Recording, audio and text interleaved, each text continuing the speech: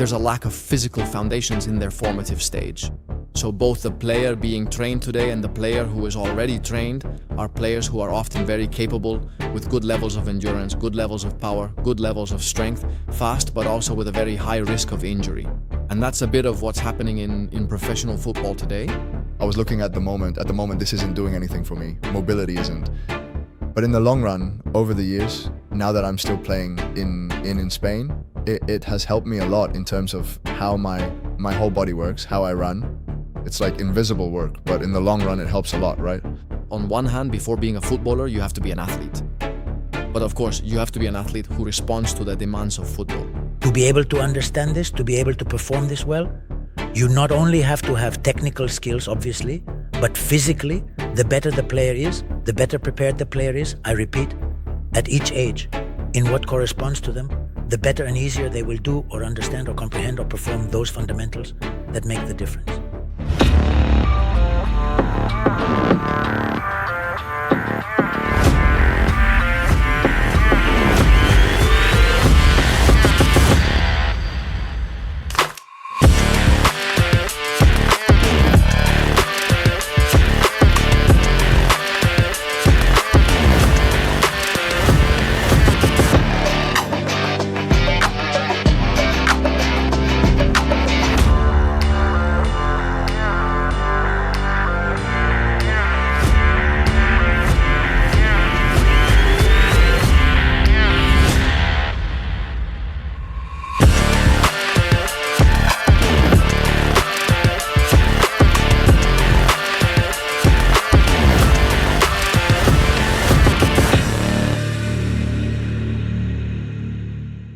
Well, today we have a different kind of episode.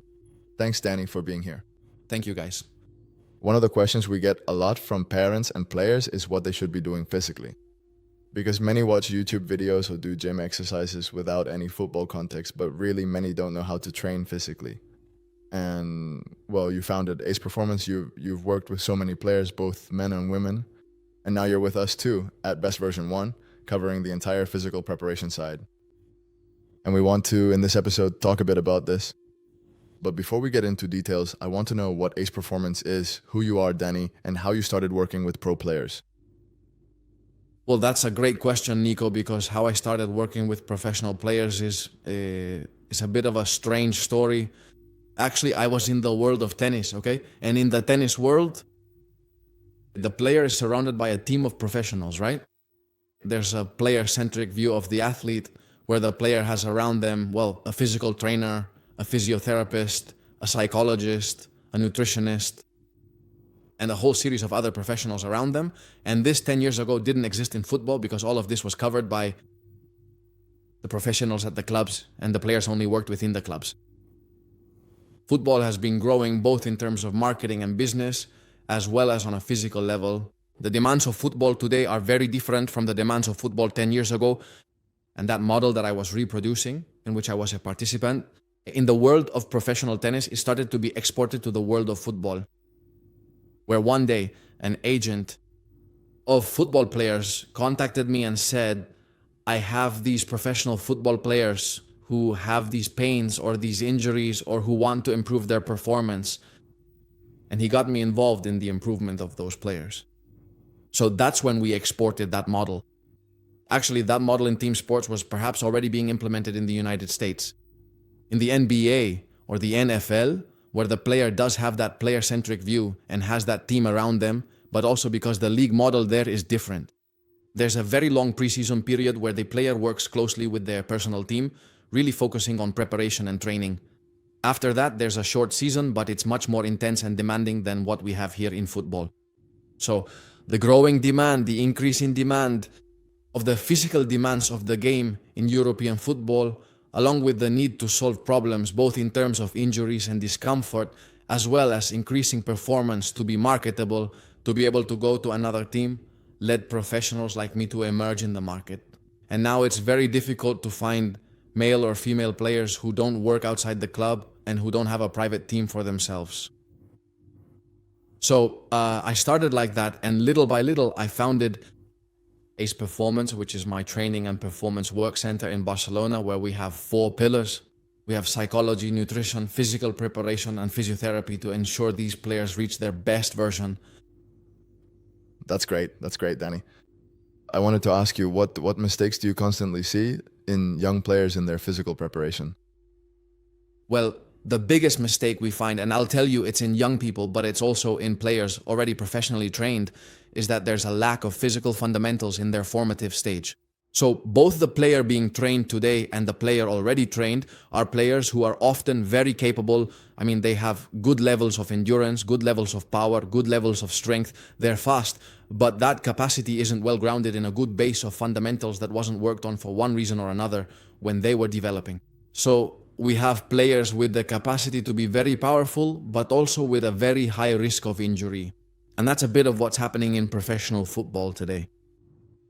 And what happens when a player trains without structure at 13 years old, 14 years old, 16 years old? What ends up happening? Great question, Nico. What happens is that the player develops technically and tactically in football in an excellent way, but to be able to meet the physical demands of football and support that technical tactical model, they start to generate compensations. So ankles that don't move, hip movement restrictions, lack of trunk stability, etc., etc., etc., which in the end, when the professional football load exceeds their capacity, will lead to discomfort, will lead to overuse, will lead to injuries. So the consequence of a poor physical preparation structure in formative players is compensations and injuries. I understand. In my personal case, as a young man, I trained a lot in the gym without having a clear idea of what I was doing. And now what I see is that there's a lot of confusion about how to train the body to be a footballer. And well, what happened to me was that I trained, the gym. I wanted to get strong, but there's so much behind it that, professionals like you are now fixing this. It's like biomechanics, right? The word. Very well spotted, because you've been able to experience it firsthand. The reality is that on one hand, before being a footballer, you have to be an athlete. But of course, you have to be an athlete who meets the demands of football. And the demands of football are not the same as the demands of other sports. I mentioned tennis or basketball or American football before, where we might need players who are stronger.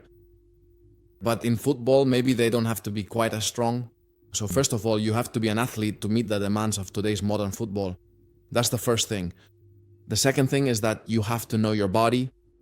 That is, before being able to work in the gym or doing any type of physical preparation, you need professionals to do an assessment to establish where you can improve. And where you were going with the word biomechanics is to generate a quality of movement from a structure. Like I mentioned before, I used an ankle as an example. An ankle must have more than 35, 40, 45 degrees of dorsiflexion to be able to extend the hip correctly, to be able to let the knee move forward, and so on and so forth. So that local biomechanics of a structure is just as important as the biomechanics of how you're then going to move on the pitch when you're running, when you're changing direction. Because players are getting injured largely because of how they move. Because if you move poorly, whether it's because a structure doesn't move well or because you move poorly mechanically, that's going to create a compensation that when the load of football exceeds the capacity of that compensation, you'll get injured. Sure. And Jordi, you who have seen it firsthand, how does being poorly prepared physically affect the decisions a player makes on the pitch? Well, it's absolutely crucial, right? In the end, to make good decisions, to execute technical actions well, you have to be at your peak physical capacity. And this is essential. Earlier, Danny mentioned the importance for young kids to start having physical preparation and to be very careful with what they work on. And this is essential, each age, obviously, with its load, with its corresponding work. But there has to be that culture of taking care of the body, of understanding the body, and of starting to prepare physically so that when you reach the professional level or the absolute peak, your structure is already suited to perform that work, right?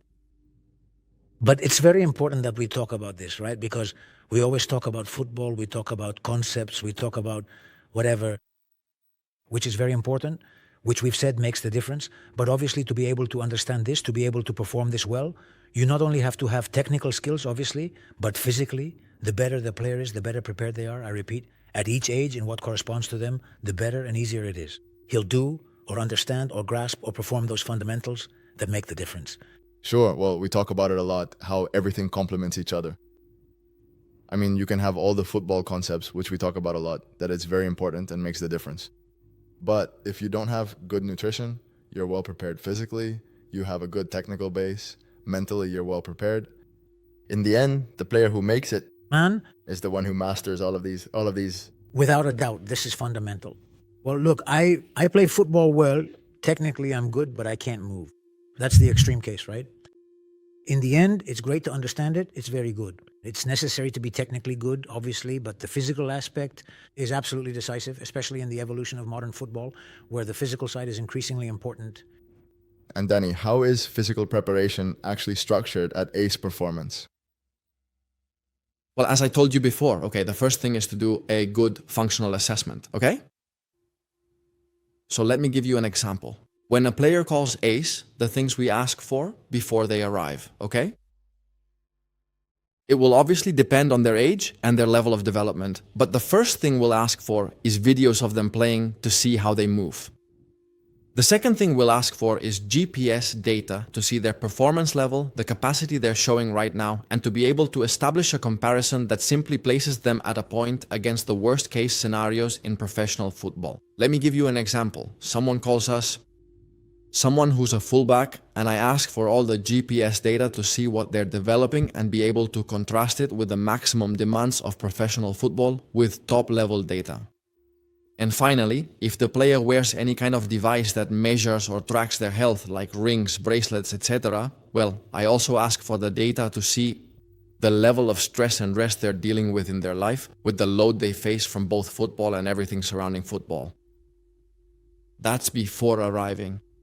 Once you arrive at ACE, we have to do that functional assessment. In the functional assessment, an interview will be conducted where we'll learn about the player's history, both sporting and clinical, regarding discomfort and injuries, and those parameters surrounding health and performance, such as rest, digestion, as well as nutritional habits.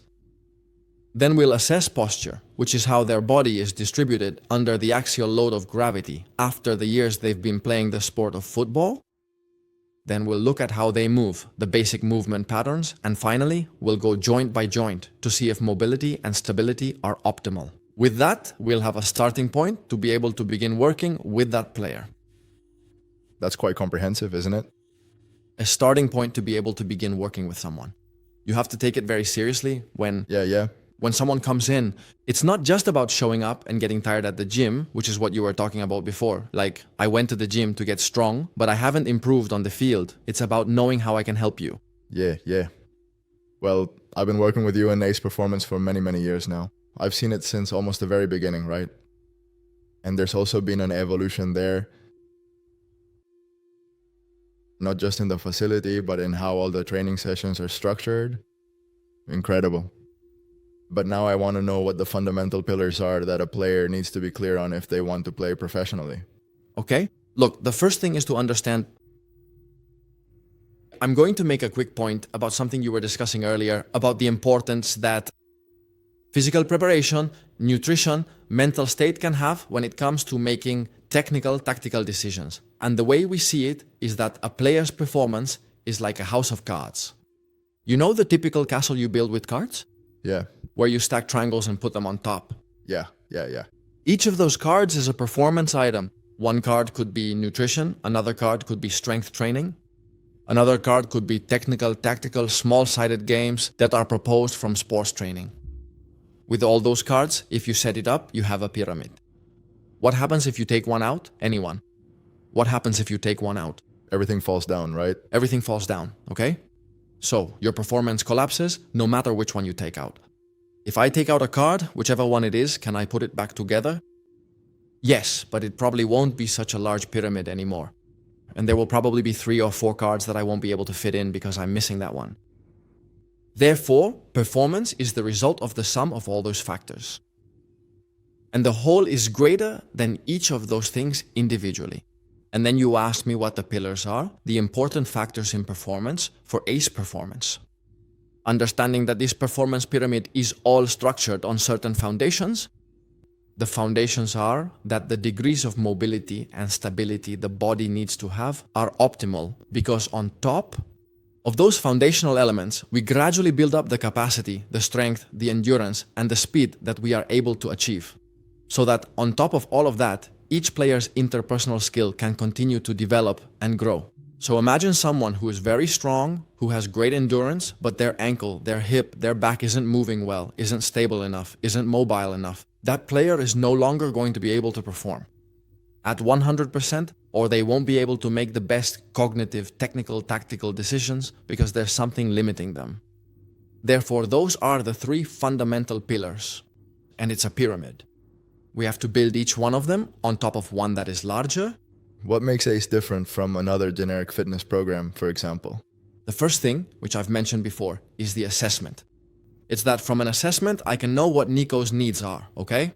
And based on Nico's needs, I can train you so that you can be better.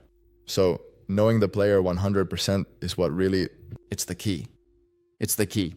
Because if not, if I send you a program, a generic physical one for soccer players, I don't know what your limitations are. And I don't know if that's making you better or not. Will you let me use some practical examples with you, since I know you well? Nico, for example, when you first arrived, the restriction you had in your posterior chain was very large, okay? Your ability to dissociate one leg from the other was very large. You want to sprint and you want to run at 36.6 per hour and break records like some players in the Champions League. How are you going to sprint at 36.6 or whatever your maximum capacity is if you can't separate one leg from the other because you have a nervous system restriction that doesn't allow those muscles to elongate? It's impossible. Therefore, I know that's something I have to solve before making you strong and before sending you I don't know how many running sets. And I also know that when the sports training side tells me that Nico isn't recovering enough, when he runs down the wing and isn't getting back to defend after attacking and crossing, it's because there's a mechanical part missing. Therefore, I have to address that. I have to improve that lumbopelvic dissociation. I have to improve hip flexion. I have to improve the elongation of those hamstrings. If I haven't assessed you before, I can't do it. I can't send you a program customized for you.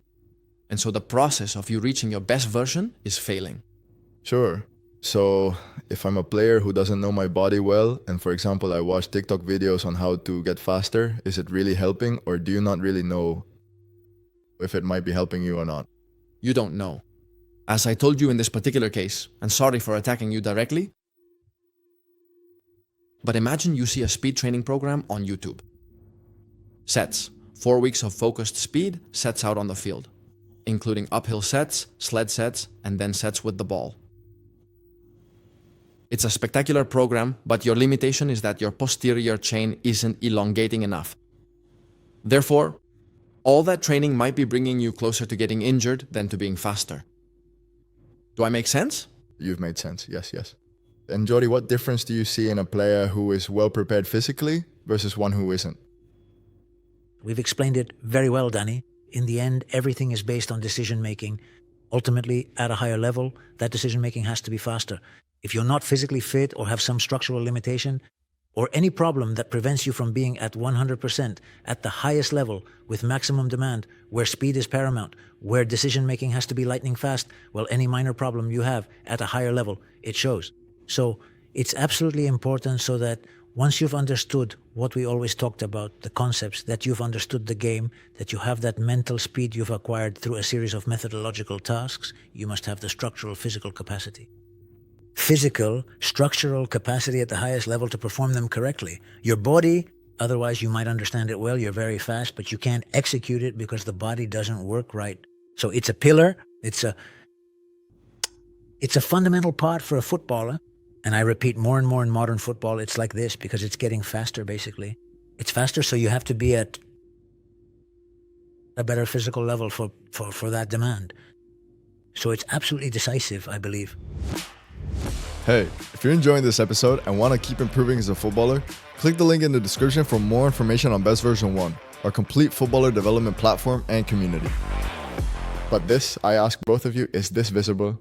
I mean, because we see players who physically maybe don't look as strong as, for example, Iniesta, Xavi, but maybe because of something internal or something well worked, like, as you said, the biomechanics or the running techniques or even the energy systems of all this actually these are all important factors that we've talked about. Maybe it's not that you have to look physically very strong, right? It's something that... There is, first of all, there's a genetic basis. So it's not going to be visually as strong. One player with an anthropometry, with a biology, than another. There are players who get very strong, and there are players who get less strong. The point is that it's worked on both a quality level, you mentioned that biomechanics, you mentioned that running and such, as well as a quantity level, so that it's resistant enough during the match. So at the end of the match, when you're tired, you keep making good decisions. You know? So you shouldn't see it as something that'll be visual necessarily, because obviously this is football. It's not bodybuilding. Sure. But it doesn't mean that you don't still need to be putting in the work, whether that's in the gym, out on the field, or wherever you train, if you want to be physically dominant. No. It's just that appearance has little to do, obviously, with the player's performance. And then also from a footballing standpoint, it's true that more and more throughout the training process, the player, let's say, specializes, adapts by position. A winger doesn't have the same body as the one a goalkeeper or a center back needs. In the end, from a strictly footballing point, each position might have some differentiating factor, physically speaking, that makes it distinct and that also adapts. So it's very difficult to generalize. And as Danny says very well, no, it's that bodybuilders don't. I mean, what's more, those excessively muscled ones, sometimes, well, they have other physical shortcomings, right? Which you'll know perfectly, right? Sure. Well, and now talking a bit more about recovery, I want to know what role recovery plays in a player's week. Mm-hmm. Okay, let's see. Recovery in daily professional football is fundamental. Because the schedule is so demanding that you practically don't have time to recover from one effort before you're already facing the next. So it's vital that you're physically prepared for those repeated efforts during the week. You mentioned the week. So what's the worst case scenario? That we have 2 games a week, or that we might accumulate a month and a half of 2 games per week, where sometimes we'll find maybe almost 3 games. Structures like maybe a Sunday game, a Thursday game, a Monday game. So recovery is going to be super important. Mm-hmm. But we go back to, I have to be physically prepared to tolerate that triple effort. And that triple effort sustained for a month and a half. So it's obviously fundamental. Otherwise, we'll go back. The load will exceed capacity and the injury will appear. In teams, agreeing with what Danny says, in super elite teams, it's popularly said, no, they don't train. Of course, they don't train, they recover. However, they don't train now. Right now, they don't train. But to withstand that load that Danny mentioned before, they have to have a very significant physical reserve to be able to withstand that. They don't train at that moment in that specific period. It's what I mentioned before about the NBA, but there are times when you do have to train, and a lot, to keep the tank full. Sure. No. And what should the week look like? I mean, a player's week? Physically speaking, for a player of 14, 16, 18 years old? In development and talking about physical preparation, right? Yes, sure. Okay. First of all, I've been very repetitive about this, but that player must know what their mechanical arthrokinematic limitations are, so they can work on them every week, whether it's for mobility, stability, or whatever. Second, there has to be physical preparation, there has to be strength training. Okay.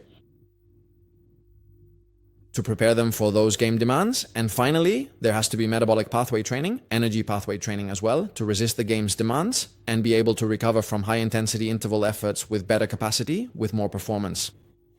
So those are the 3 things a developing kid needs to have every week. Fundamental, because, sorry to cut you off, Nico, linking to what Jordi said, when they reach the elite level and have those 2 games a week, they won't be able to train because they'll be recovering from one game to the next. What they've done in those 12, 13, 14, 15, 16 years is what will give them the level to later respond to those stimuli. And is there time for physical work, for gym work, besides all this recovery? Is there extra work that players should be doing?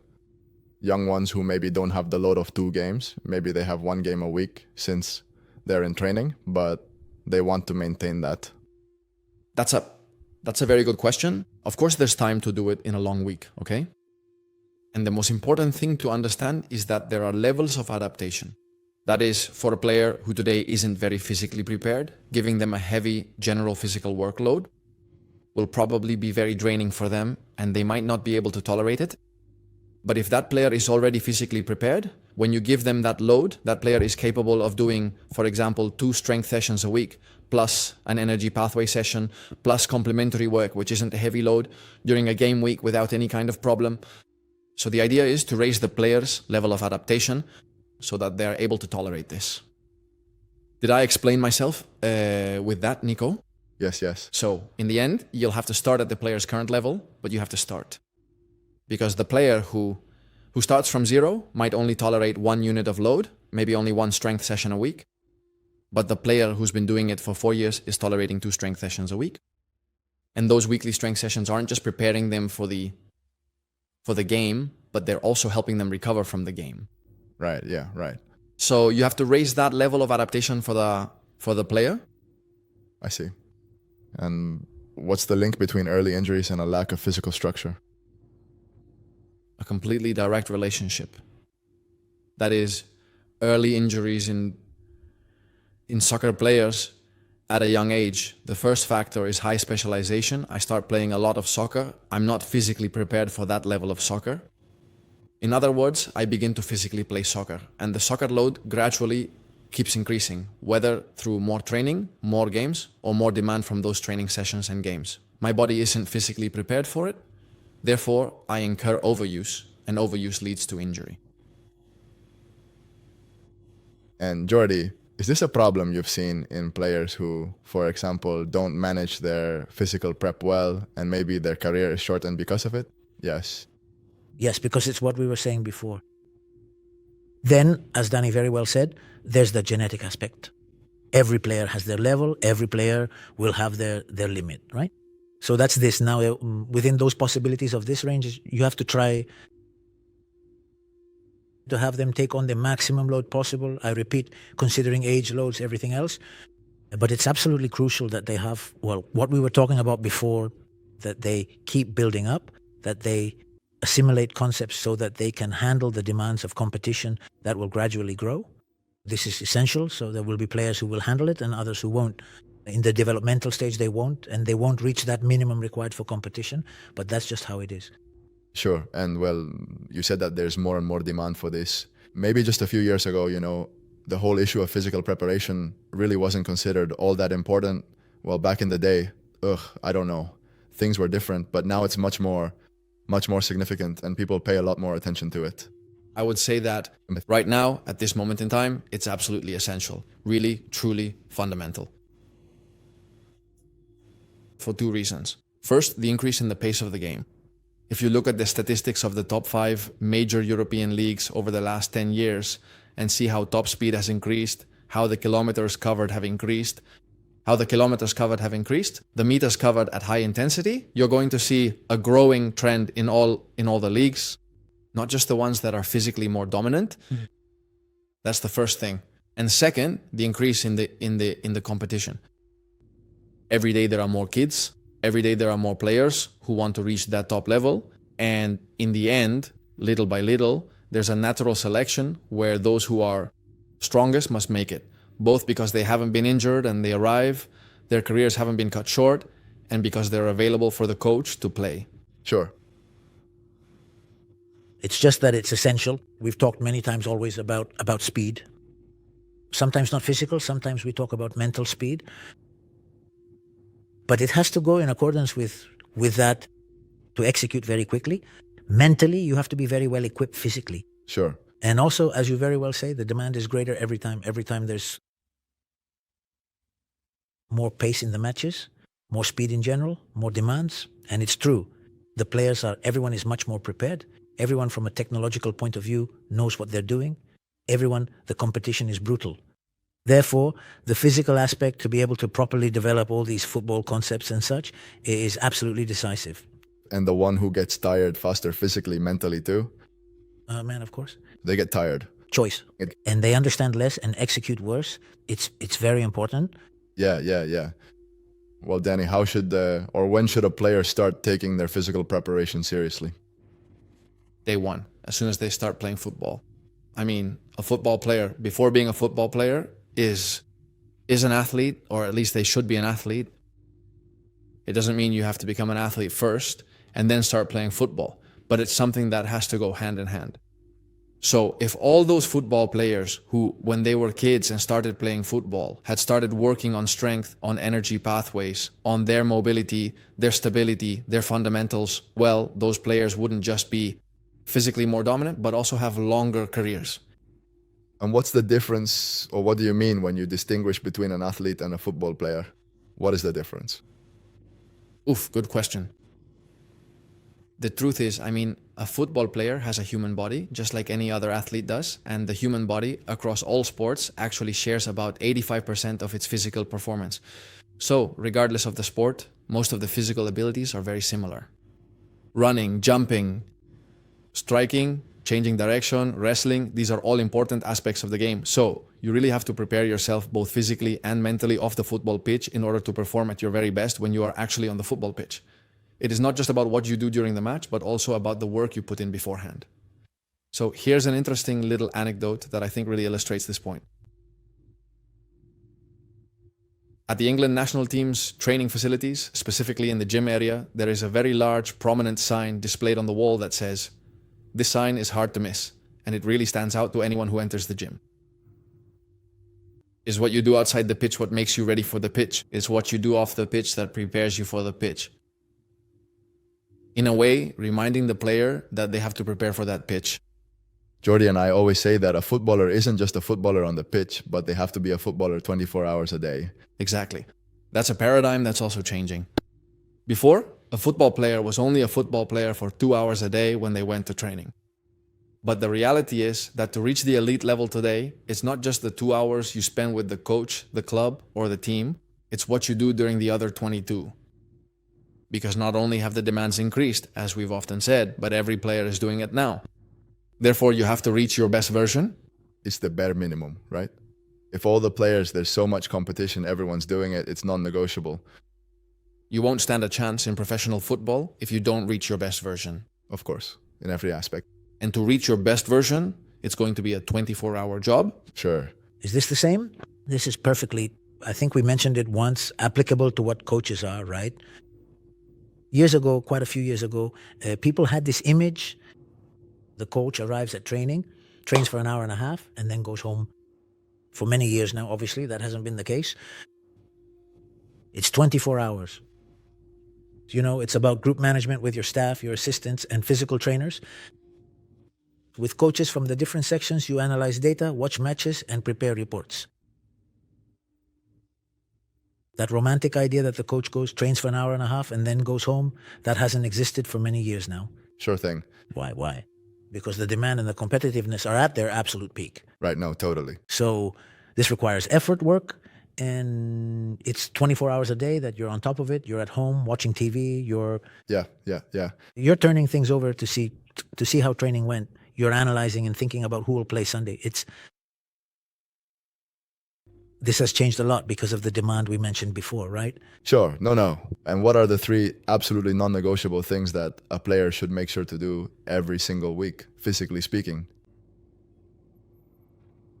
It's actually a very similar question to the one you asked me before.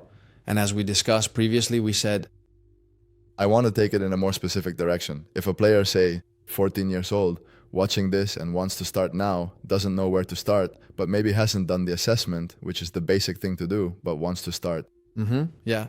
What are 3 non-negotiable things they could start doing, for example, right now in their daily routine this week? Okay, well, they have to do, let's say, mobility work to be able to both recover fully and effectively from the efforts they have made, and also to ensure that their body is always well prepared and ready to perform again whenever needed. Yeah. Strength work. Okay, strength work will give them muscular structure over the muscular destruction that football will cause and will make them able to resist those efforts. Yeah. And finally, general metabolic work such as basic bodily functions. That is, maybe you are running or maybe you are on a bike, but there are some sets of whatever it is at an endurance level. Something for me, speaking of mobility, is that I didn't see the importance. When I started with all this physical work, there was a lot of mobility of work, mobility exercises, and I didn't really see the importance, as I told you. I mean, I trained at the gym, I wanted to get strong, I wanted to be ready, I wanted to be fast, and it was over time that I realized that it's not that I was looking in the moment. In the moment, this isn't doing anything for me, mobility isn't. Sure. But in the long run, over the years, yes, now that I'm still playing here in Spain, it's definitely helped me a lot in terms of how my whole body works and how I run. Now, I'm noticeably faster, and this is also thanks to this improved mobility. And that's something that maybe not many players know about, the importance of mobility, which seems it's like invisible work, but in the long run, it helps a lot, right? Obviously, it's very important. I don't want us to downplay the importance of all the other work, okay? I'll give you an example, going back to the pyramid I mentioned, where I said your skill on top of your capabilities, on top of your fundamentals, okay? Let's go back for a moment. Skill is how you're going to run at 36.6. Your sprint, okay? Your sprint has to look like this mechanically. Therefore, there has to be technical learning work for that sprint. That has to be supported on top of certain strength levels.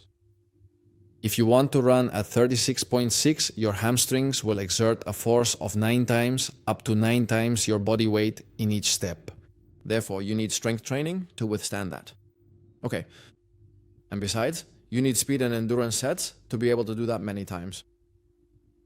And to be able to do that, as you've seen so much, because it was very necessary for you, you need your hamstrings, your hips, or your posterior chain to have the mobility to do all that. Everything is important. Maybe the player from the outside says, oh, I only want the strength work, or I only want the sprints. But of course, if this is done without this, Of course. and that's why you've seen that importance, that mobility work, because that's where you were failing. It was your weak link. I'm talking about something in my case, because in the end, every case is different. Everyone has their own needs. In my case, mobility helped me a lot. Also, strength training, obviously. Strengthening the lower body part is something that also helped me a lot in the gym. But, well, as you said, everything complements each other in the end. If not, like you said about the card, if you take away one part of the card, everything falls down. So you have to have everything. That's something that must be clear. You shouldn't downplay anything because everything is important. Sure. On a physical level as well as a mental level, nutrition, what we've talked about, the football concepts that also all go hand in hand. In the end, if you understand the football concepts, the football intelligence that we always talk about, and you combine it with this and with all the factors. It's just that one cannot exist without the other. If you really want to put into practice that football intelligence we talked about, that mental speed and so on, at the highest level, you have to be physically at your peak. If you combine the two, you're unstoppable. You're unstoppable. That's the point. You get the best version. You get the best version. That's the point. And Danny, what signs indicate that a player is working their body well or is working well physically? That they have no pain. Nowadays, what I perceive from the market, from football players, both at a professional and developmental level, is that they live with pain, they play with pain, they have discomfort, recurrent injuries, etc., etc. It's visible, it's the order of the day. If you are completely pain-free during your activities, it's probably a very good indicator that you're doing things right and following the correct approach. And this, especially regarding injuries, is really important. Above all, what truly matters is that the player feels good while playing, that there are absolutely no injuries, maybe.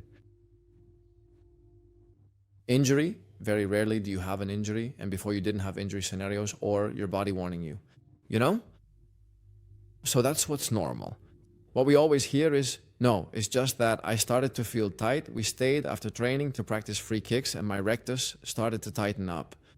And then I spent the whole week with a tight rectus. And then the game came and,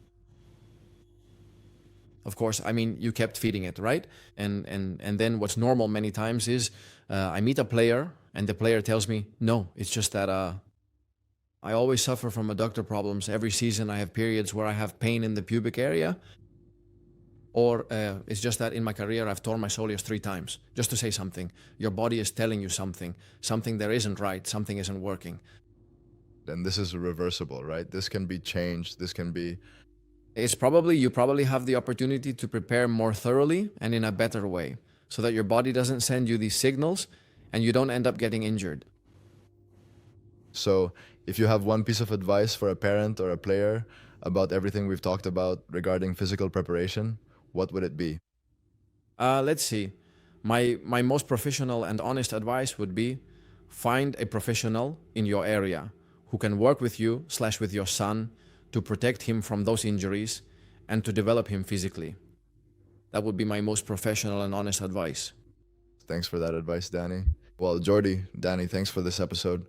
I think now parents and players are going to understand the importance that physical preparation has. And well, see you in the next one. Thanks, a pleasure. A pleasure. Let's go, everyone. Damn, that's cool. Very good. Hey, thanks for being here. If you want to keep spending time with us, subscribe to the channel. And if there's any topic you would like us to cover, leave it in the comments below, and we'll see you in the next episode.